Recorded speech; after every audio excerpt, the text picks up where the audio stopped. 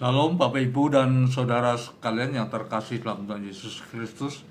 Selamat pagi dan selamat berjumpa kembali pada Renungan Pagi Suara Gembala. Tema Renungan Pagi hari ini adalah berani bertindak melewati ketidakmungkinan. Firman Tuhan yang akan kita renungkan bersama yaitu dari kitab 2 Raja-Raja pasal 7 ayat 3-4 yang tertulis demikian. 4 orang yang sakit kusta ada di depan pintu gerbang. Berkatalah yang seorang kepada yang lain, "Mengapakah kita duduk-duduk di sini sampai mati? Jika kita berkata, baiklah kita masuk ke kota, padahal dalam kota ada kelaparan, kita akan mati di sana.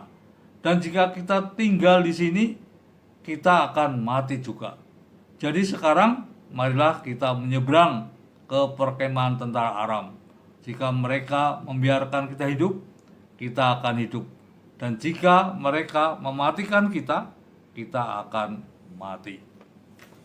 Saudara-saudara sekalian, di mana saja saudara berada, bahwa pada saat sekarang ini keadaan masyarakat di tempat kita berada dan juga bangsa kita sedang dalam suasana yang memprihatinkan karena orang yang terpapar pandemi COVID-19 masih terus bertambah. Banyak orang yang kemudian takut, khawatir, putus asa, tidak tahu apa yang harus kita perbuat.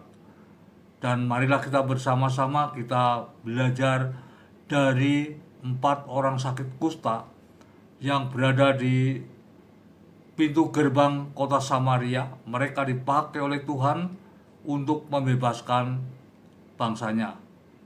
Dan mari kita akan belajar bersama-sama dari firman Tuhan ini.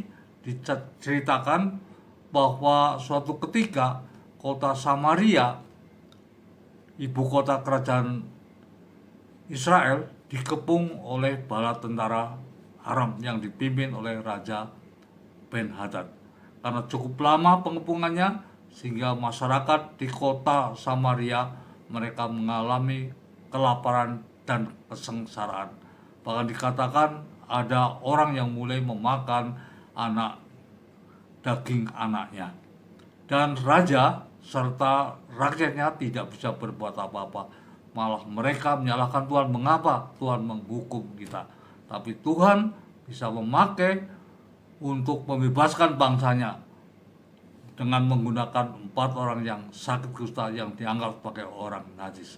4 orang sakit kusta ini pada suatu ketika dia duduk-duduk di depan pintu gerbang. Dia berkata yang satu dengan yang lain, "Mengapa kita duduk-duduk di sini sampai mati? Kalau kita berkata, mari kita masuk ke kota. Di kota ada kelaparan, kita juga akan mati di sana. Tapi kalau kita tetap di sini, kita juga akan mati di sini. Oleh karena itu, marilah kita menyeberang ke perkemahan tentara Aram. Kalau mereka membiarkan kita hidup, kita akan hidup. Tapi kalau mereka mematikan kita, kita akan mati." Pada suatu senja, 4 orang sakit kusta ini, dia bertekad, dia bangkit, memasuki perkemahan tentara Aram. Pada waktu ada di tepi perkemahan, ternyata mereka melihat bahwa kemah sudah kosong. Karena tentara-tentara Aram yang jumlahnya sangat besar, mereka lari ketakutan karena mendengar suara kuda, suara kereta, dan bala tentara yang sangat besar. Mereka berpikir mereka sedang diserang, sehingga semua harta bendanya mereka tinggalkan. Pada malam hari itu juga 4 orang sakit kusta ini, mereka berpesta pora. Mereka mengumpulkan emas dan perak yang ada di dalamnya, kemudian beritahukan kepada raja bahwa kota Samaria telah dibebaskan dari kuasa musuh. Padahal yang datang menyerang bukan tentara yang besar, tapi 4 orang sakit kusta yang berpikir positif, yang digunakan oleh Tuhan karena mereka berani bertindak untuk menolong bangsanya. Saudara sekalian, di mana saja kita berada, marilah kita sebagai orang percaya, kita perlu mendekatkan diri kepada Tuhan. Kita perlu berdoa kepada Tuhan, meningkatkan iman kita dengan mendengarkan firman Tuhan, belajar firman Tuhan, merenungkan siang dan malam, supaya firman itu meresap dalam hati kita, sehingga mempengaruhi pola pikir kita, kata-kata kita menjadi berkuasa, dan kita berani bertindak dengan iman, pasti akan membawa kemenangan dan pemulihan bagi bangsa kita. Kiranya firman Tuhan pada saat ini jadi berkat bagi kita semua. Mari kita berdoa. Tuhan Allah, Bapa kami surgawi, terima kasih karena Engkau telah memilih kami menjadi hamba-Mu.